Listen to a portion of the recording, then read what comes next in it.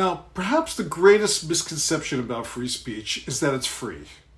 Sure, people shoot their mouths off and pop off about all sorts of inane, ignorant things in this society and defend it by saying free speech. But truly free speech, the kind that produces controversy, the kind that produces change, the kind that makes people think and rethink, comes with a steep price. We live in a country with the least censorship of any place I've ever traveled to or visited. Because of that, we've gotten lazy. We squander free speech. We waste it. We take it for granted.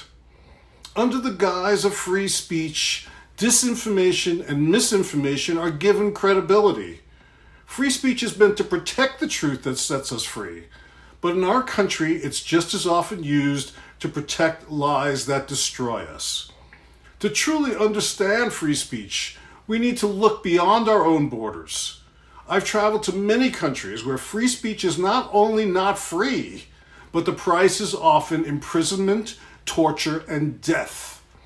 In these countries, people have come to realize how precious free speech is and how important it is to fight for it. Free speech isn't a birthright. Free speech, truly free speech, can only be measured by how much you're willing to sacrifice for it.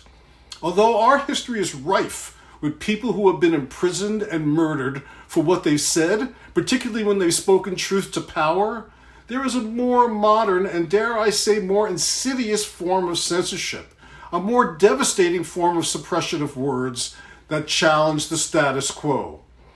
Propaganda, marginalization, dismissal, ridicule, and mockery until the person speaking the truth is relegated to the fringes of society where their voice is no longer taken seriously. This form of censorship, perpetuated by a mass media that seems to be merely an arm of the government with no room for alternate voices, might be the greatest danger to free speech. When's the last time you saw Ralph Nader or Noam Chomsky or Chris Hedges or Angela Davis on a national news show? When's the last time you heard a Native American or a prisoner or even a member of the working class on a news show? When was the last time you really heard somebody challenge and question the status quo in the mainstream media? It becomes more and more rare. No, we trot out the same talking heads with the same talking points and bury all other points of view.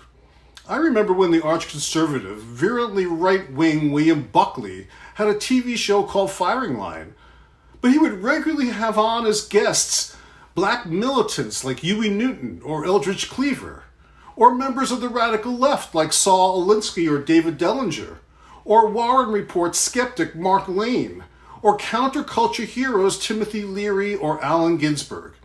And there would be dialogue, not agendas. Where would you ever see these people on TV today? When I post something on social media, often the response is, "What's your source?" And I'll cite news sources like Alternet or The Intercept that most people have never even heard of. People don't realize how conditioned they've become to the party line of Fox News and CNN. So the challenge is to let people know that there is a truth beyond the misleading headlines and the scripted positions and the cliches. As a society, we need to stop being afraid of the truth about ourselves, the truth about our treatment of Native Americans, of colonialism, of slavery and war, and poverty and racism and power, and how it permeates the national psyche even as we speak. So I thank you for fighting that fight. People around the world look to us still to be that beacon of truth. Let's not let them down. The ability to speak freely is the foundation for any hope of change that might follow. So when we ask ourselves, what is the price of free speech? It's a rhetorical question. We already know the answer. It's priceless. Thank you.